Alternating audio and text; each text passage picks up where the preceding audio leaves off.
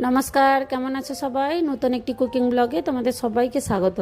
आज के आमी माशरूम पनीर मसाला बानाबो। तो भिडियोटा भालो लागले प्रथम थेके लास्ट अब्दि देखार अनुरोध करछि। आमी सब केटे रेडी करे नियेछि माशरूम। एटा पेঁয়াজ रसुन दिये बानाबो। एकटु काजुओ भिजिয়ে रेखेछि, काजू ऐड करब। देखो गैसेर उपरे कड़ाई चढ़िয়েছি, तेल और घी दुटाई दिएছি। তোমরা চাইলে খালি তেলেতেও বানাতে পারো। পেঁয়াজগুলোকে খুব ছোট ছোট করে কেটেছি। প্রথমে খাড়া মশলা অ্যাড করেছি, তেলের সাথে জিরা, দারচিনি, লং আর দুটো এলাচ ছিল। পেঁয়াজটা দিয়ে ভুনতে দিয়ে দিচ্ছি। পেঁয়াজটা যতক্ষণ ভাজা হচ্ছে আমি একটা মশলা রেডি করব। রসুন, আদা, কাঁচা লঙ্কা বাটা, ধনেপাতা ডান্ডি আর জিরা ধনিয়া পাউডার পেঁয়াজের সাথে আমি মশলাটা অ্যাড করে দিয়েছি। দিয়ে কিছুক্ষণ নাড়ার পরে ঘরের যে বেসিক মশলা সেই সকল অ্যাড করছি। হাফ চামচ হলদি গুঁড়া, 1 চামচ ঝাল লঙ্কার গুঁড়া, 1 চামচ কাশ্মীরি লঙ্কার গুঁড়া আর 1 চামচ কিচেন কিং মশলা আর টমেটোটা দিয়েছি। দিয়ে হালকা একটু জল দিয়ে আর একটু নুন দিয়ে দিচ্ছি।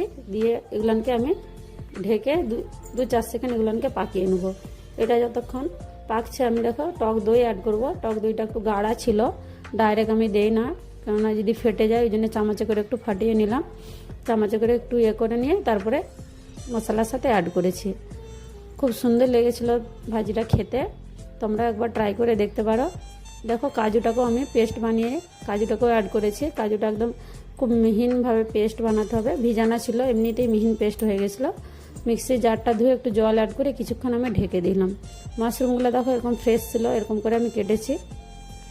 ফ্রেশ মাশরুমের সবজি খুব সুন্দর হয়। দিয়ে মশলার সাথে এটাকে কিছুক্ষণ আমি নেড়ে নেব। দিয়ে কিছুক্ষণ ঢেকে দেবো। ঢেকে দেওয়ার পরে দেখো কিভাবে জল বেরিয়ে গেছে মাশরুম থেকে, এরকম জল ছেড়ে যায়। হালকা মশলায় নুনও দিয়েছিল না, ওই জন্য জল ছেড়ে গেছে। এদিকে আমি পনিরটাও কেটে নিচ্ছি। পনিরটা এরকম ছোট ছোট করে কাটবো, খুব বড় করে কাটবো না। আর এইগুলা আমি ম্যারিনেটও করবো না আর ফ্রাইও করবো না, ডাইরেক্ট এর সাথে অ্যাড করবো।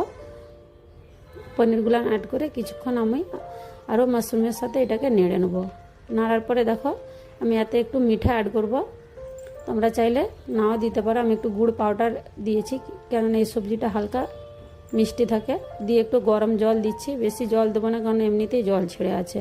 বেশ আমার সবজিটা হয়ে গেছে, দেখো তেল ছেড়ে এসছে। আমি লাস্টে একটু কসুরি মেথি আর একটু ফ্রেশ ক্রিম দিয়ে দিচ্ছি আর একটু ধনেপাতা কেটে রেখেছিলাম সেটাও অ্যাড করে নিচ্ছি। বাস হয়ে গেছে আমার সবজিটা।